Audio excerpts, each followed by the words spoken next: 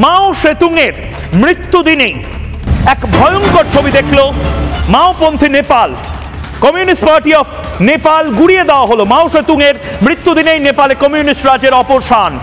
জ্বালিয়ে দেওয়া হলো কমিউনিস্ট পার্টি অফ নেপালের সদর দপ্তর। গোটা কমিউনিস্ট পার্টির যে সদর দপ্তর, দেখুন ফুল ফ্রেম এই ছবিটা দেখুন, দেখুন লাল পতাকা ধরে টেনে ছিঁড়ে ফেলা হচ্ছে। এটা কমিউনিস্ট বা বামপন্থীদের সদর দপ্তর ছিল। লাল পতাকা টেনে গোটা কমিউনিস্ট পার্টি অফ নেপালের সদর দপ্তর জ্বালিয়ে দেওয়া হলো। মাও সেতুংয়ের মৃত্যুদিনেই কমিউনিস্ট রাজ শেষ, অবসান হলো কমিউনিস্ট রাজের। কিন্তু দুঃখের বিষয়, একটা সময় বামপন্থীরা বলতো আমেরিকার কালো হাত ভেঙে দাও, গুড়িয়ে দাও।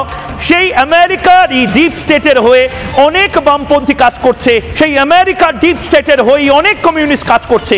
কিন্তু কমিউনিস্টদেরও ছাড়বে না হয়তো ডিপ স্টেট।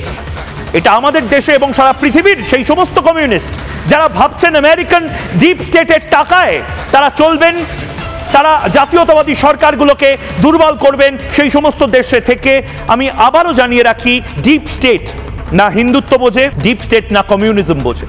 ডিপ স্টেটের যদি ফায়দা হয় তাহলে প্রয়োজনে নেপালের সরকার ফেলবে, ডিপ স্টেটের যদি ফায়দা হয় প্রয়োজনে ভারতবর্ষের রাজনীতিবিদদের কিনে নেওয়ার চেষ্টা করবে।